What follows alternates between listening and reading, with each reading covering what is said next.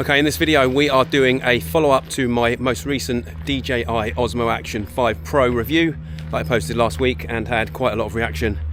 And in that, and certainly in the comments, I said that I would do a side-by-side review against the Osmo Action 4. So what you're looking at now is the Osmo Action 4 this side and the DJI Action 5 Pro on this side. We're just using the regular microphones and I will bounce between both of them just to give you an idea of the sound. And we are recording in exactly the same settings for both, so we're recording in D-Log 10-bit and we are at auto white balance, and we have an EV exposure compensation of -3 just to protect some of the highlights. Now, one of the things that camera testers tell you not to do when you're testing new camera equipment and reviewing it is to go into high contrasty situations and to go in situations where there is a lot of woodland or woods around. So what better idea could I have had than to have come down to a local disused railway line here in the south of England, in the south of the UK, and we are at a place called West Grinstead, which has a few things around to remind you of what the station would have looked like back in the day.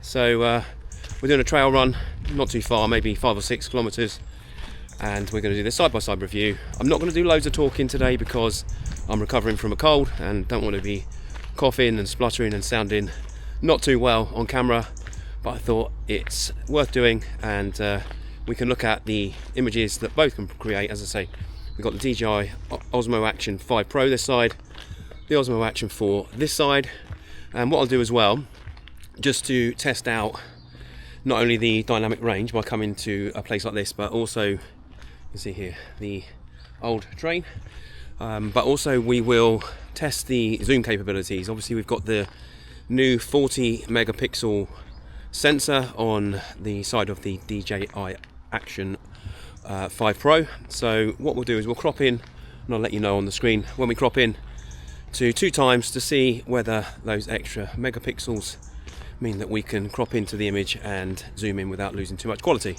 So with that, let's go, and after we've done the run I'll go back to my office, we can chat about the results, talk you through my thoughts, and we can draw some conclusions as to whether the 5 is any better, whether the 5 is actually any better than the 4, or whether I really should not have upgraded and got the 5 and should have just stuck with the 4.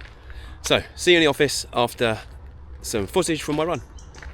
Very quick interruption to let you know that this video is not sponsored, and I did not get either of these cameras sent to me or gifted by DJI. Pay for them both with my own money. So all of my thoughts and all of my conclusions that I'm going to draw in this video are my own, and I've not been asked to or pressured into saying anything about either of these cameras.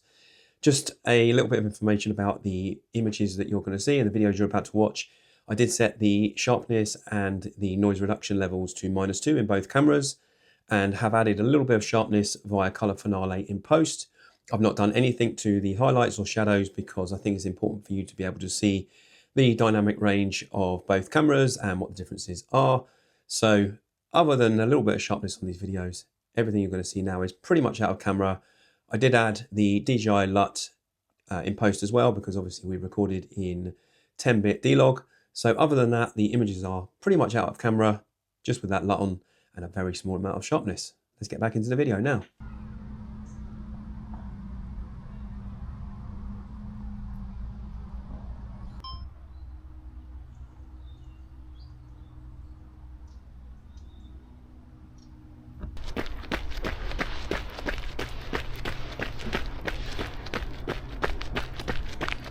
Okay, so we're going to come up to a tunnel in a minute and we'll see how they handle. It's not a particularly long tunnel, but I've set both cameras with an ISO range of between 100 and 800, so it might get pretty dark in here, but as I say, it's not a particularly long tunnel, so let's see how they do.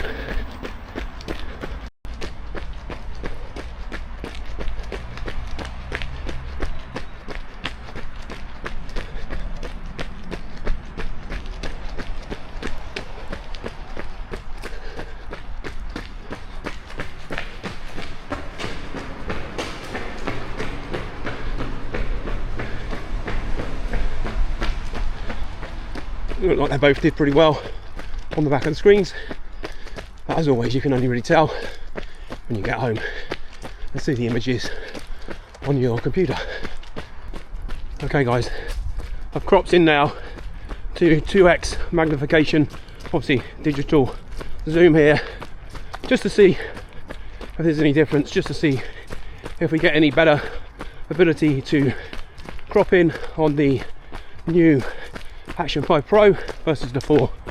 I don't expect either results to be particularly good, but let's see if there's any positives that we can talk about from the 5 when we look at the images side by side.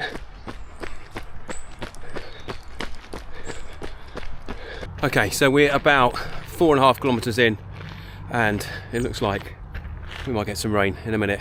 I actually forgot to mention that the plan is to do 2 separate follow-up videos to the DJI Action 5 Pro video that we did.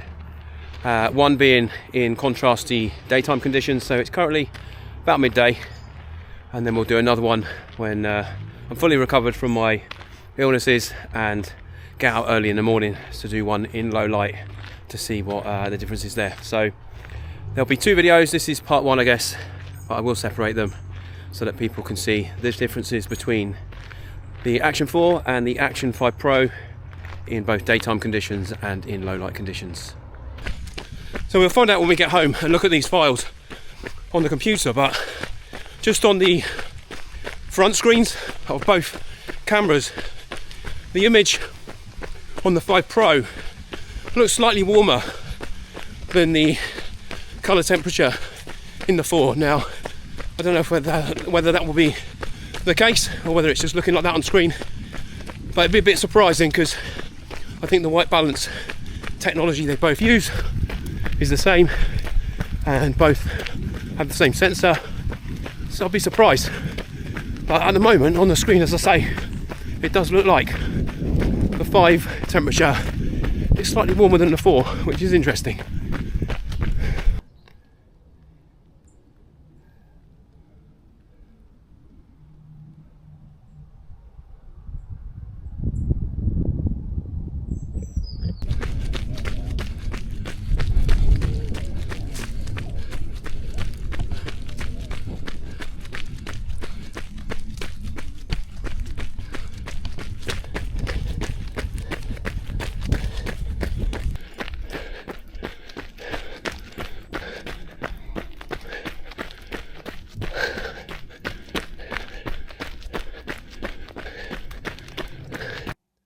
Okay, so some conclusions now after we've had a chance to watch the video outputs from my trail run that I did on the 29th of September 2024. If there has been a firmware update between when you're watching this video and that date, then some of the results and outputs that you might see from the Action 5 Pro in this video may have changed since then. However, if there is any changes or any firmware updates that do come as a result of the enhancements that DJI are working on for the Action 5 Pro, then I will aim to put together a video anyway to show you those differences. So hopefully you'll be able to see that on this channel also. And if you didn't already know or haven't already seen it, this video is a follow-up to the review that I did last week on the DJI Action 5 Pro. So if you haven't already seen that, then it might be worth watching that, and I'll put a link to that at the end of this video. Okay, so what did the side-by-side comparison show us? And I think the first thing to say is that we did the test in daylight, so things like the stabilization should be able to do a little bit of a better job than they would be able to in low light, and just generally the cameras should be able to handle themselves better. And I think that the reality is that there wasn't an awful big difference between the 2 cameras. I think that the images do show that the dynamic range in the 5 Pro is better, and that's not to say that dynamic range in the 4 is not good. It is pretty good, but I think that it's clear in especially the contrasty areas and where you're looking at the trees, for example, just the dynamic range to see the shadows and the highlights is a little bit better in the 5 Pro, so that's for sure. I also think that the actual image looks a little bit cleaner in the 5 Pro as well. I think I mentioned in the video that for me, the image is actually coming out a little bit warmer in the 5 Pro versus the 4. And that was a bit of a surprise to me because I think that the technology they use for white balance detection at the front of the cameras, which again, for me, is the industry leading white balance from any action camera. I think that is fantastic, but there is a clear difference between the two. I think the Action 5 Pro is slightly warmer than it is on the Action 4. I could see that on the screen, but I wasn't actually sure until I actually checked the files on screen. And I think it's clear that there is a slightly warmer tint to the Action 5 Pro. In terms of a couple of surprising things, I think that the stabilization had a little bit more of a challenging job, especially when I was running on the 5 Pro compared to the 4. Now, potentially that could be something to do with the fact that on the new sensor on the Action 5 we have 40 megapixels versus I think it was 12 on the 4. I'll double check and put on the screen what it is, but it's certainly a lot more than what it was in the 4. And I assume the way that stabilization works is it looks at the different pixels and looks at the changes in them and tries to stabilize them. And maybe, I don't know, if you know, let me know, but maybe it has just a bit more of a difficult job if there is more megapixels compared to if there are less megapixels. The digital zoom on both, that very short test I did, all I'm going to say about that is the digital zoom is absolutely rubbish. It's not a surprise on an action camera, but it's absolutely rubbish. And if you must crop into an image, definitely do that in post. Don't use the digital zoom on the Action 4 or the Action 5 because the results are very bad. And I think actually if you're moving as well, so obviously I was running, if you're moving, the stabilization makes the bad quality look even worse. So avoid the digital zoom at all costs. So the final thing to let you know in terms of differences between the two cameras is that the image file size on the Action 5 Pro is definitely smaller and has reduced compared to the Action 4. I took about 25 files of similar length on both of these cameras, and all of that data when transferring across on the Action 5 Pro was about 17 gigabytes of data and 27 gigabytes on the Action 4. Probably to do with the new chip that they use in the Action 5 Pro, and probably something to do with the reduced megabits per second that they are recording 4K 60 at on the 5 compared to the 4. But in terms of differences on my tests, I think that's pretty much it. The differences are small and the margins are pretty thin. But the Action 5 Pro is a little bit better than the Action 4 in my opinion, based on the tests that I've done and the many runs that I've actually used both of these cameras on. It's just that the differences are pretty marginal, and whether it makes sense to spend the money on an Action 5 Pro when you've already got a 4 is a completely different question and completely depends on your budget. I hope that was helpful. I will do another video in lower light where we can look at the differences between the Action 5 Pro and the Action 4 in low light conditions, see how the stabilization gets on. I think everybody that has watched my previous video knows that I was not particularly impressed with what I've seen so far on the Action 5 Pro. I will make some amendments to some of the settings and see if that helps, but I'm looking forward to doing the comparison between the two, and when I do, I will show you guys. But for now, thanks for watching. See you on the next video.